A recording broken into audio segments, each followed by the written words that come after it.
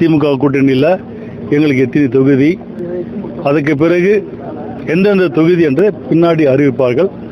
அதுக்கு பிறகு அறிவித்த பிறகு மீண்டும் இதே எங்களுடைய குலதெய்வ கோயிலுக்கு வந்து சாமி கும்பிட்ட பிறகு எங்களுடைய தேர்தல் பிரச்சாரத்தை இங்கிருந்து ஆரம்பிப்போம்.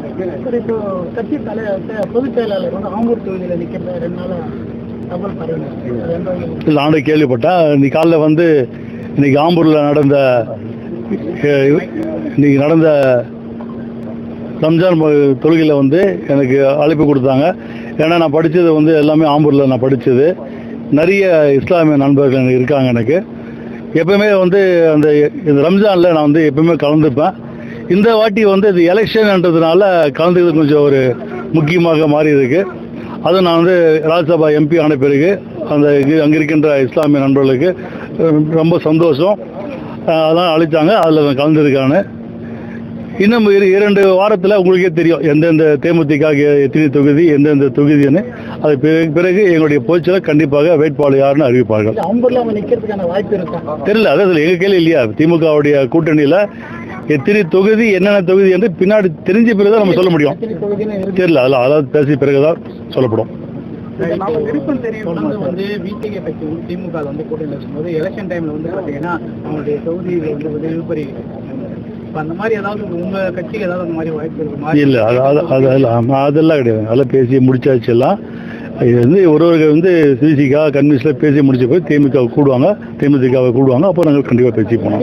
தனியாக நிற்கிறது தாக்கம் எப்படி இருக்கு? ஏன்னா நீங்கள் குடியாத்தில் 2006 போட்டி அனுபவம் இருக்குது.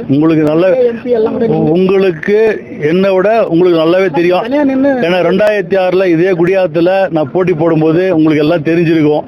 அன்னைக்கு வந்து பெருசாக ஊடகங்கள் கிடையாது, அன்றைக்கி சோஷியல் மீடியா கிடையாது. அன்றைக்கி பார்த்தீங்கன்னா தமிழகத்தில் எல்லா கிராமத்துலேயும் எல்லா இடத்துலையும் எல்லா தொகுதியிலையும் போட்டியிட்ட ஒரு இயக்கம் தேமுதிக. உங்களுக்கே தெரியும். அன்றைக்கி வந்து இதே குடியாத்தில் கிட்டத்தட்ட 30,000 வாக்கு கிட்டத்தட்ட நம்ம வந்து வாங்கணும். அன்றைக்கி அது வந்து ஒரு மன்றம், ரசிக மன்றம், அது அவ்வளோதான் வாங்க முடியும். கட்சியில் ஆரம்பித்த பிறகு 2009 நாங்கள் வந்து அதிகமாக எம்பியில் கள்ளக்குறிச்சி போட்டி போடும்போது அதிகமாக ஓட்டு வாங்கினோம். ஆனால் வெற்றி பெற முடியல. அதுக்கு வெற்றி பெறதுக்கு ஒரு கூட்டணி தேவைன்றதான் 2011 அதிமுக கூட்டணி வச்சா நான் வந்து எதிர்கட்சி ஆகணும். அதே போல் வந்து ஒரு நடிகர்கள் கட்சி ஆரம்பித்த பிறகு கண்டிப்பாக வெற்றி பெற வாய்ப்பு ரொம்ப கஷ்டம்தான் தமிழ்நாட்டை பொறுத்த வரைக்கும். அது வந்து எலெக்ஷன் ரிசல்ட்டுக்கு அப்புறம் உங்களுக்கே தெரியும். அது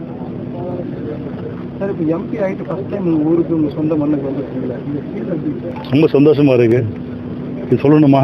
எப்படி இருக்கும் அது வந்து அந்த ஆனந்தம்.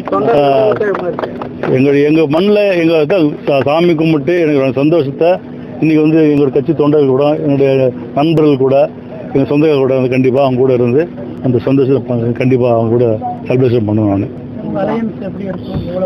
அதாவது நாங்கள் வந்து இது திமுகவுடைய கூட்டணி போகிறதுக்குள்ளே அது வந்து 200 தொகுதி கண்டிப்பாக வெற்றி பெறும். அது எல்லாருக்குமே தெரியும். தேமுதிக வந்த உடனே அது வந்து கண்டிப்பாக ஒரு 215, 220 தொகுதி கண்டிப்பாக எங்கள் கூட்டணி அமோக வெற்றி பெறும்.